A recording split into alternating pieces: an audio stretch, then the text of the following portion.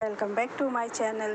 जय सीताराम। ज़्यादातर लोगों ने भगवान राम, सीता और राम के वनवास, राम रावण के युद्ध और हनुमान द्वारा लंका दहन समेत रामायण के पात्रों और घटनाओं से जुड़ी ना जाने कितनी कहानियाँ सुनी होगी, लेकिन शायद कोई रावण के अहम पात्र मंदोदरी के बारे में ज़्यादा जानता होगा। वास्तव में रामायण में मंदोदरी का परिचय केवल रावण की पत्नी के रूप में नहीं, बल्कि एक कर्तव्यपरायण और धर्म के रास्ते पर चलने वाली स्त्री के तौर पर किया जाता है।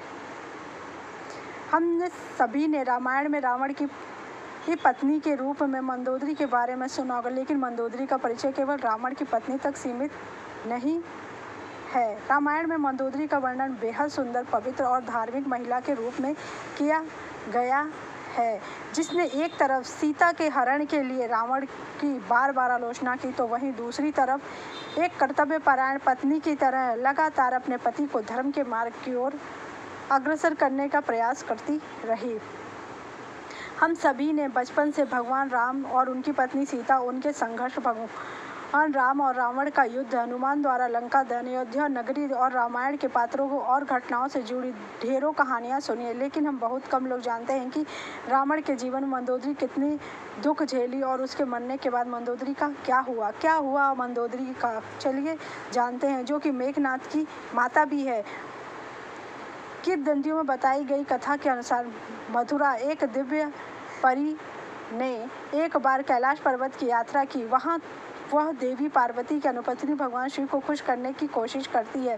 जब देवी पार्वती आती है और मथुरा को देखकर वह क्रोधित हो जाती है, वह मथुरा को बैठक में बदलकर 12 वर्षों के लिए एक कुएं के अंदर रहने का श्राप देती है। इसके बाद भगवान शिव देवी पार्वती के शाप को कम करने का अनुरोध करते हैं, लेकिन माता पार्वती वो श्राप वापस नहीं ले पाती हैं, लेकिन वह कहती हैं कि मथुरा को 12 साल बाद अपने असली रूप में आ जाएगी।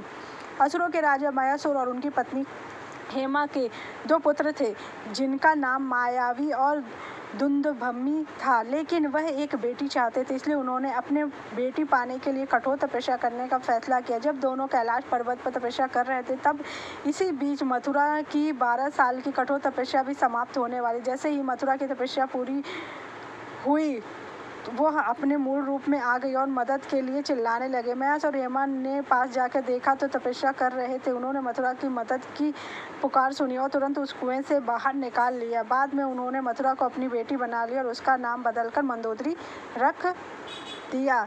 एक बार रावण मयासुर के महल में उनसे मिलने के लिए उसने मंदोदरी को देखा और उस पर मोहित होकर उसने मयासुर से मंदोदरी का हाथ मांगा, लेकिन मयासुर ने मना कर दिया, जिससे रावण नाराज हो गया और मंदोदरी को उससे शादी करने के लिए मजबूर करने लगा। मंदोदरी को पता था कि रावण भगवान शिव का भक्त है, इस डर से और अपने पिता की रक्षा करने के लिए वह शादी के लिए सहमत हो जाती है। रावण से शादी करने के बाद मंदोदरी को मेघनाद और अक्षय को जन्म और अतिकाय को जन्म दिया। मंदोदरी रावण को उसके हर गलत कर्मों के लिए हमेशा टोकती थी। यह जानकर कि रावण अपने विनाश के मार्ग पर जा रहा है, मंदोदरी ने उसे लगातार धर्म पर आने के लिए कहा।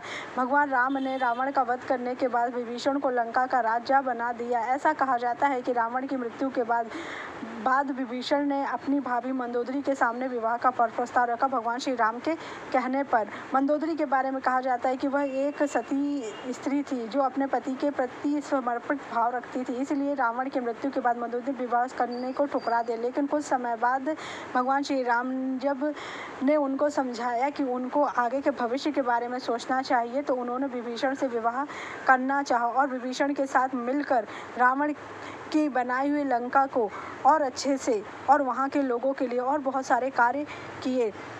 रामायण में कहीं पे भी नहीं लिखा है कि रावण की मृत्यु के बाद और उसके पुत्र मेघनाद और अक्षय कुमार की मृत्यु के बाद मंदोदरी भगवान श्री राम से बदला लेना चाहिए, क्योंकि मंदोदरी भगवान के श्री चरणों का आश्रय लेकर, और उन्होंने कहा भी था कि उनका पति गलत काम किया है, क्योंकि उन्होंने माता जगत जननी का हरण कर लिया और इस कारण से उसने अधर्म का साथ दिया है। लेकिन उसने अधर्म के बावजूद भी उसने हमेशा अपने पति को सत्य मार्ग पर लाने का निरंतर प्रयास किया, जो कि लास्ट तक वो चाहती थी कि माता सीता को लौटा दिया जाए। लेकिन रावण नहीं माना। इसलिए मंदोदरी ने कभी भी श्री राम जी के साथ न युद्ध करना और वैर करने का कभी प्रयत्न नहीं किया, क्योंकि वो जानती थी कि उसका पति गलत है और उसने अधर्म कार्य किया है, और उसने भगवान श्री राम के कहने पर विभीषण के साथ विवाह कर लिया, क्योंकि ये उसके हित में था और लंका के हित में था। अगर आपको मेरी जानकारी अच्छी लगी तो मेरे चैनल को लाइक कीजिए, सब्सक्राइब कीजिए, शेयर कीजिए। Thank you so much. जय श्री